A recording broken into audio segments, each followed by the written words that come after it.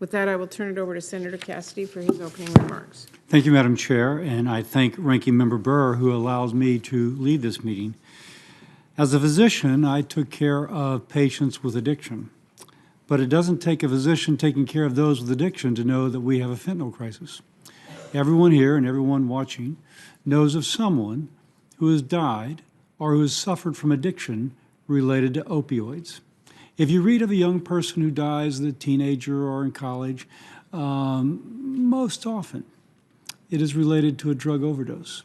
And you think about the tragedy of that child whose whole future was before she or he, and now it is ended, affecting not just their life, but all those generations that would come after them from that wonderful person.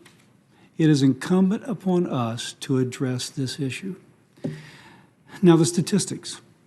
Fentanyl is killing over 200 Americans a day. In 2021, we saw the largest annual increase in opioid deaths in 50 years.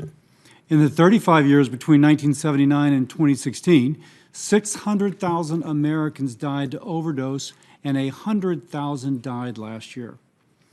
I'll speak of my own state.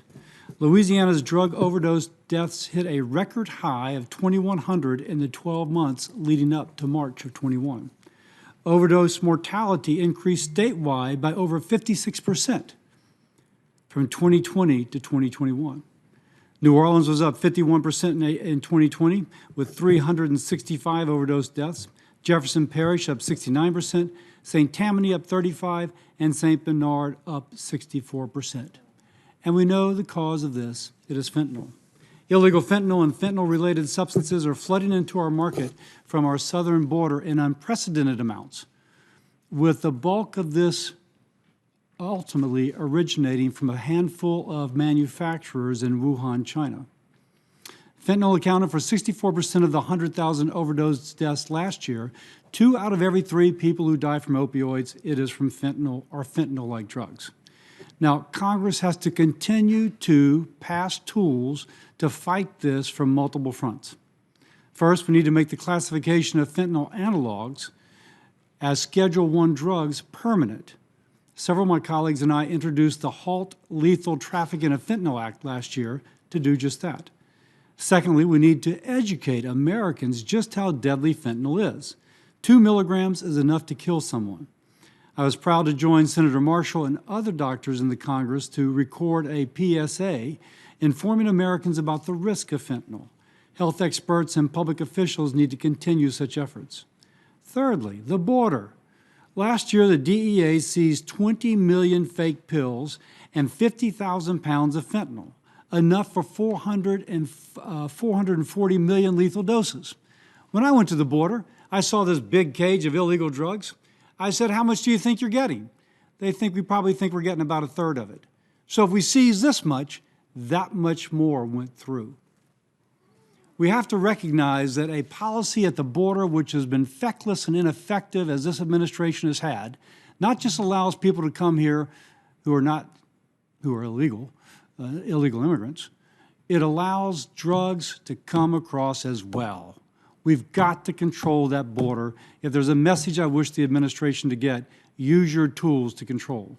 Fourth, we need to combat the drug cartel's ability to finance the production and smuggling of illicit fentanyl into the United States. Selling synthetic opioids laced with fentanyl is a major source of revenue for cartels, gangs, criminal organizations, and for organizations such as Hezbollah. They use a financial process, including one known as trade-based money laundering, to disguise their activities and illegally move this country in and out of the country. It is a use of financial exchanges that look like legitimate trade to serve as cover for illicit flows of money. If we can stop the financing of the drug trade, we can stop the trade of drugs. Finally, we need to look at loopholes in our customs system. For example, cartels will ship Chinese-made fentanyl into our country by mail, claiming the contents of the package is worth less than $800, which is the threshold for paying tariffs.